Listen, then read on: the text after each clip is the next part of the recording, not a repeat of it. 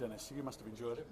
Yeah, I enjoyed big parts of the game. Not everything. I think in halftime I was a bit angry because sometimes it's a bit sloppy what we are doing. We started very sloppy, then obviously we came back in the game. We started again, second half very good. Get sloppy again. This can't happen. You need to make sure that you're on it, that you're at it at the whole time and don't switch off, or that you need to get a little bit time to go and get a grip to the game or whatever. So this is something where I was not happy about, and it was down to our strikers today because they scored 5 goals. So really well done to them, but we need to defend better as a team. It's not possible to concede 2 goals here in this kind of game, because if you concede always 2 goals, you're not always come out with a win, and we need to be very careful that we do the right things and that we don't concede early goals, because if we don't come back quick in a game, it can be a very, very long afternoon for us. It turned out well in the end. You know, where you finish is what's important, not how you start. But you could do without those early goals. You really could, because they have been a problem during the season, haven't they? Yeah, in some occasions, and especially today, as I said, we started very sloppy in a few parts of the pitch where we could have done and should have done much better. I think we grew in the game really good then, and we put much pressure on the opponent. They get booked very early with a few cautions, and that's everything fine. But as I said, even after we scored the 3-1, it's not possible to open the door again that they can come back. We need to be aware, because it will be still tough games to go, and we have to be ready for that. And we can't afford to concede 2 goals in games, because you can't always rely on strikers that they have an easy game like they have had today with scoring 5 goals out of 6 and well-taken goals. So we just need to be ready for that. In the second half, when you began to show your dominance, I mean, there was a real buzz around the stadium, wasn't there? It was the largest gate of the season, I think, in the league, and the fans were really responding to the performance. Yeah, I think, and that's what I said upstairs in the boardroom and in the bar, I don't know, 2 weeks ago when we had the last home game. We shouldn't take it for granted that we're at home and we score 6 goals. So obviously it's almost arrogant that we win 6-2 and I'm sitting here and have something to moan. I have to say that, but we just can't get carried away with results. But for the fans, it's amazing. It was a great outcome for the fans today. I really appreciate every single fan who's coming to us to watch our games, because we never take it for granted. And they come here, they pay their hard-earned money to watch us playing, and we want to deliver for them as well. And they enjoyed it a lot, because yeah, you as a football fan, how often you go to a home game and you see your team scoring 6 goals and you see 8 goals in a game? So they should enjoy this time. And that's what I said 2 weeks ago upstairs, because everyone should enjoy what we are doing at the moment.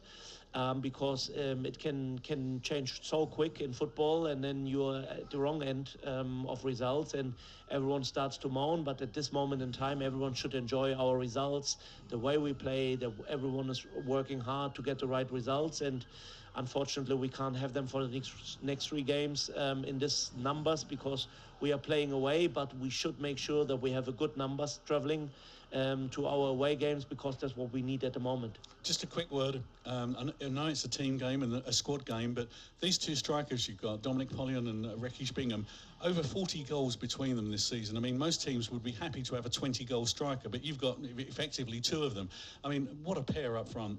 Yeah, outstanding. That's what I said so often in the season. And they had a little bit stick in Christmas period and bring on other strikers, and it's not good enough. We need more dimension up front. And I heard so many things, and I see them every day, and I know how good they are. And they have a good bond together because they are friends. Apart from football, they know each other very, very long time. You can see it. If one is not scoring, the other one is scoring. They try to set up for each other goals as well.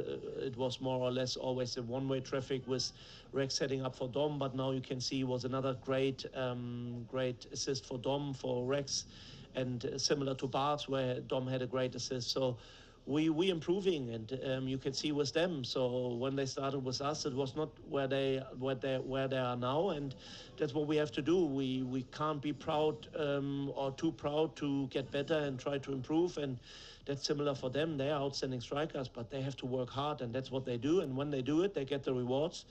And at this moment in time, they get the rewards quite quickly, and that's what I really like and see and enjoy it. And I'm proud of them. And I know that Matt Davison, our presenter this afternoon, would like to have a word with you. Are you there, Matt? Yes, I'm here. This was an impressive performance, 6-2. You've been impressive ever since Christmas, since you turned around that little blip at Christmas. Dennis, on the programme a couple of weeks ago, Alan Dowson at Dartford said they're not going to win the title. I don't know what Paul Doswell's opinion is at Hampton Waterloo. I'm not sure I really care. What's your opinion?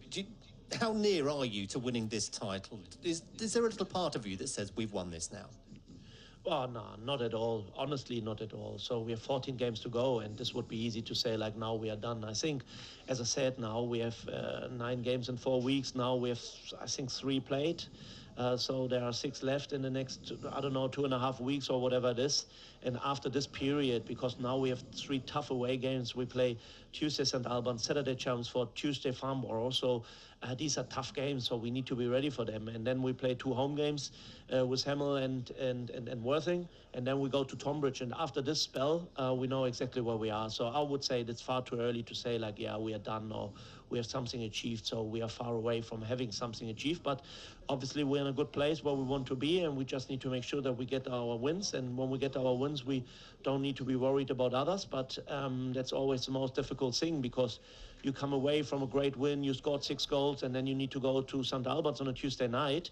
They had a long travel, played 0-0 at Weymouth today, so they tried to make it better on Tuesday night. So you have to be up for it. It's easy to get carried away for me, and easy to get carried away for the players to go at St. Albans and say, like, yeah, we will come there, we will get another win, and it's an easy game for us.